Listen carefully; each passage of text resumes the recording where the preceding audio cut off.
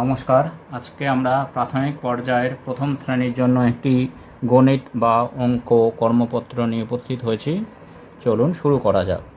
সঠিকভাবে ফাঁকা ঘর পূরণ করো। অর্থাৎ এখানে যে শব্দগুলি লেখা আছে সেই শব্দগুলি যে চিহ্নকে বোঝায় বা যে জিনিসকে বোঝায় সেটা এই ফাঁকা ঘরে লিখতে হবে।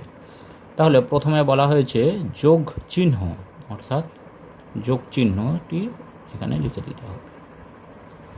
তারপর বিয়োগ চিহ্ন, অর্থাৎ বিয়োগ চিহ্নটি এখানে দিয়ে দিতে হবে। তারপর সমান চিহ্ন, সমান চিহ্নটি দিয়ে দিতে হবে। অসমান চিহ্ন, অর্থাৎ সমান চিহ্ন দিয়ে একটা ছোট্ট দাগ, এইভাবে অসমান চিহ্ন দিয়ে দিতে হবে। এইবার তারপর 2 নম্বরে বলেছে ঠিকঠাক দাগ দিয়ে মেলাও। অর্থাৎ বাঁ দিকে কিছু যোগ ও বিয়োগ দেওয়া আছে এবং ডান দিকেও কিছু যোগ ও বিয়োগ দেওয়া আছে এবং তার ফলাফলগুলি মাঝে লেখা আছে।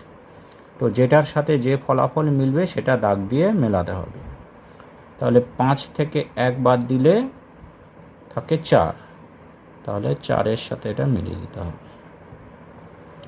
8-এর সাথে 1 যোগ করলে হয় 9, তাহলে 9-এর সাথে এটা মিলিয়ে দিতে হবে। 5-এর সাথে 2 যোগ করলে হয় 7, তাহলে 7-এর সাথে মিলিয়ে দিতে হবে। 9 থেকে 4 বাদ দিলে হয় 5, তাহলে 5-এর সাথে মিলিয়ে দিতে হবে। একই রকমভাবে 3-এর সাথে 1 যোগ করলে হয় 4, 4-এর সাথে মিলিয়ে দেব। 3-এর সাথে 2 যোগ করলে হয় 5, তাহলে 5-এর সাথে মিলিয়ে দেব। 5-এর সাথে 4 যোগ করলে হয় 9, 9-এর সাথে মিলিয়ে দেব। 9 থেকে 2 বাদ দিলে থাকে 7, তাহলে 7-এর সাথে মিলিয়ে দেব। এবার এখানে বলেছে খোপের ভেতর সঠিক চিহ্নটি দাও, অর্থাৎ যেটা যে চিহ্ন হবে সেটা সেখানে বসাতে হবে। এখানে 8 আর 3, 8টি বড় এবং 3 ছোট, তাহলে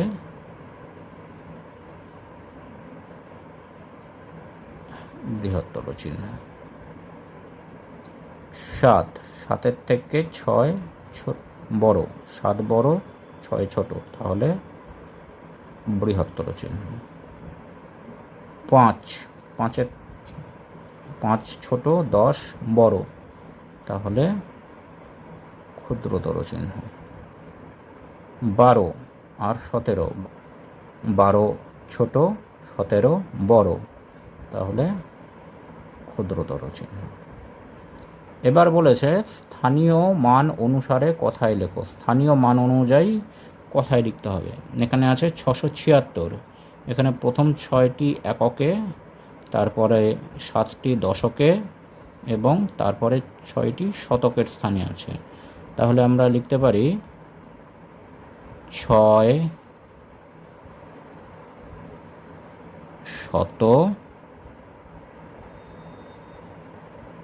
7 10 6, এভাবে লেখা যেতে পারে।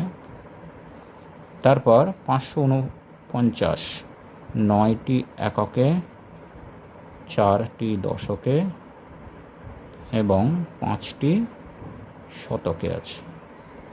তাহলে লেখা যেতে পারে 5 শত 4 10 9। এইবার 5 নম্বরে আকাশে 6টি ঘুড়ি ছিল, 4টি ঘুড়ি কেটে গেল অর্থাৎ বাদ গেল, রইল, তাহলে 4টি বাদ গেল অর্থাৎ বিয়োগ হবে এখানে 6 বিয়োগ 4, তাহলে 6 থেকে 4 বিয়োগ দিলে হয় 2, 2টি ঘুড়ি থাকলো। এবার বলেছে নিচের প্রশ্নগুলির উত্তর দাও। মাকড়সার পা থাকে, মাকড়সার পা থাকে 8টি। মাছের পাখনা থাকে, মাছের পাখনা থাকে